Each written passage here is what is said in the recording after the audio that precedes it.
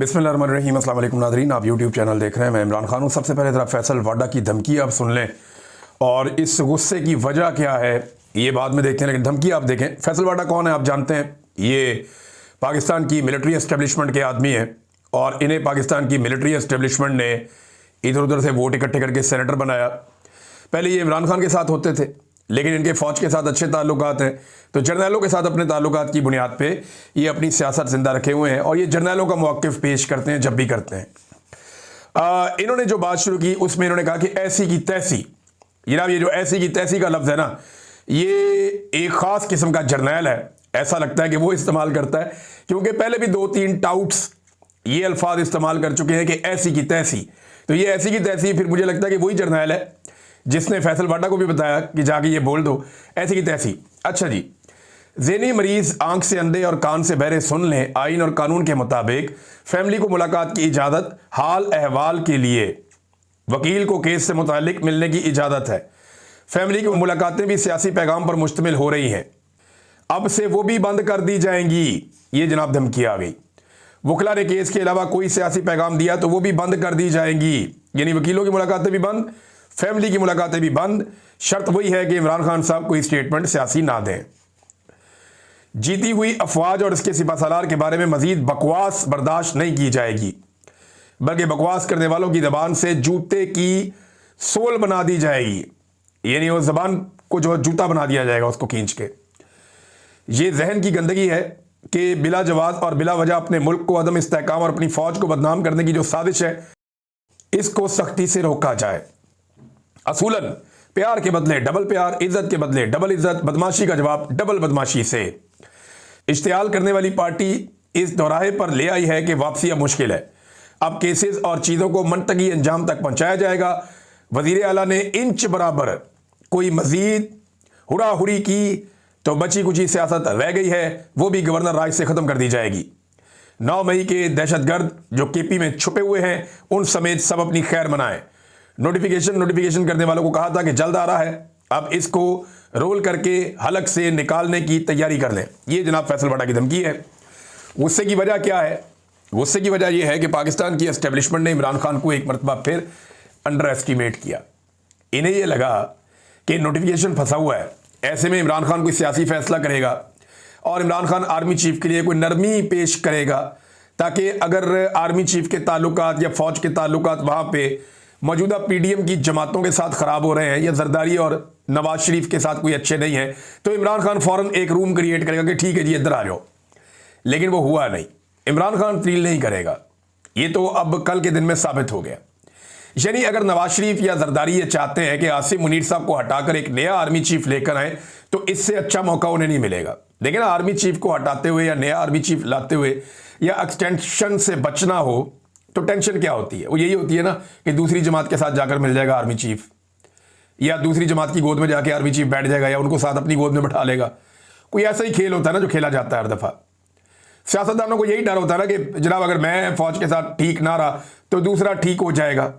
तो इमरान खान ने सियासतदानों का ये डर भी दूर कर दिया। यानी अगर जरदारी और नवाज शरीफ चाहते हैं कि आर्मी चीफ चेंज करें तो इस वक्त वो खुल के कर सकते हैं। इस वक्त अगर उन्होंने आर्मी चीफ को एक्सटेंशन दी तो ये उनका अपना ज़ाती फैसला होगा, इसमें किसी किस्म की मजबूरी या प्रेशर नहीं होगा। मजबूरी इतनी सी होती है ना कि दूसरी सियासी जमात की तरफ आर्मी चीफ चला जाएगा, वो अवाम में बहुत मकबूल है जमात। तो इमरान खान तो डील नहीं करता। इमरान खान ने तो अपने कल के स्टेटमेंट में शट अप कॉल दी है उन तमाम जहनों को जो दस्तक दे रहे थे अडियाला जेल के दरवाजे पर कि जनाब ठीक है उधर ताल्लुकात खराब है, जरा आपको भी चेक कर लेते हैं। तो इमरान खान साहब ने कहा लो कर लो चेक। तो इमरान खान डील नहीं करेगा। अगर नया आर्मी चीफ लाना चाहते हैं तो इससे बेहतर मौका इन्हें दोबारा नहीं मिलेगा। नाज़रीन, द गार्डियन ने एक army chief field marshal Asim Munir के बारे में एक आर्टिकल लिखा। ये आर्टिकल बड़ा इंटरेस्टिंग है। पहले जरा ये आर्टिकल सुने, फिर अब हम बताते हैं कि हम सियासतदानों का तो एहतसाब कर देते हैं कि इसका दौर शुरू हुआ तो ये अच्छा हो गया, ये बुरा हो गया, लेकिन हम कभी ये नहीं देखते कि आर्मी चीफ के दौर में पाकिस्तान कहां से कहां पहुंच गया। एक्चुअली तो पाकिस्तान का बेड़ा गर्क पाकिस्तान के डिफरेंट मिलिट्री डिक्टेटर्स ने किया है।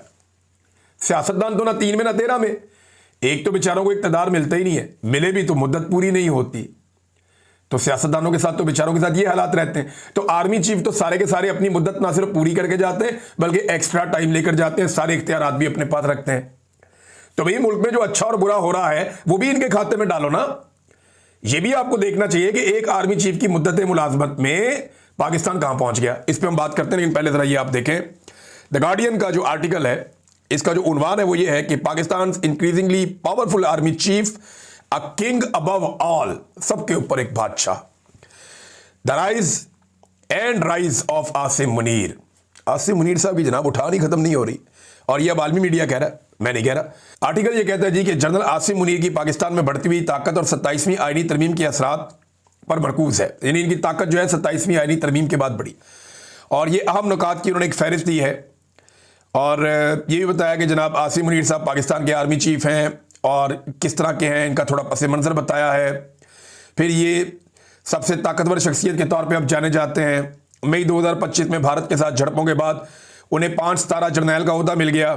उन्हें अमेरिकी सदर डोनाल्ड ट्रंप का फेवरेट फील्ड मार्शल भी कहा जाता है, और अब उनकी ताकत तमाम मुसल्लह अफवाज, आर्मी, नेवी, एयरफोर्स पर फैली हुई है, सारा कुछ इनके कंट्रोल में। और इसके बाद जनाब बता रहे हैं कि 27वीं आईनी तरमीम, ये जो गुज़िश्ता महीने मंजूर होने वाली है तरमीम, फौज की बालादस्ती को आईनी तहफ़्फ़ुज़ देती है, और जिसे नाकदीन ये कह रहे हैं कि ये एक आईनी बगावत है। और इसके तहत आसिम मुनीर तमाम मुसल्लह अफवाज की निगरानी करेंगे, और इनकी एक और 5 साला टर्म जो है वो रीसेट हो जाएगी, और उसको 1 दहाई तक मजीद बढ़ाया जा सकता है। लेकिन 5 साल ये और 5 साल आगे भी आसिम मुनीर साहब लेने की कोशिश कर सकते हैं, द गार्डियन कह रहा है। इन्हें अपनी पूरी जिंदगी जराइम की कार्रवाई से इस्तिस्ना मिल जाएगा, सारी जिंदगी जो मर्जी जुर्म करो कोई केस नहीं हो सकता। सुप्रीम कोर्ट की जगह एक नई अदालत कायम कर दी गई है, जहां जजेस हुकूमत मुंतखब करेगी, हुकूमत जजेस लेकर आएगी, लाकर बिठाएगी, और वो हुकूमत के फैसले करेंगे जज, जिसकी वजह से कई सीनियर जजेस मुस्ताफी भी हो गए हैं। और तरमीम की मंजूरी और उस पर तनकीद हो रही है लगातार। पार्लियामेंट ने उसे चंद घंटों में दोनों ऐवानों में 2/3 अक्सरियत से पास करवा लिया, और मुखालिफिन ये कहते रहे कि ये तरमीम एक शख्स को सबके ऊपर बादशाह बना देती है, और आइन, अदलिया और समाजी मुआहदे को ख़त्म कर देती है। अक़वाम मुत्तहिदा के हाई कमिश्नर ने जमहूरियत और कानून की हुक्मरानी पर असरात की एक वार्निंग दी है इस आईनी तरमीम की सूरत में। अब ये जनाब एक तरह की फौजी हुक्मरानी है या मार्शल लॉ पाकिस्तान में लगा दिया गया है, ये भी ये आर्टिकल कह रहा है।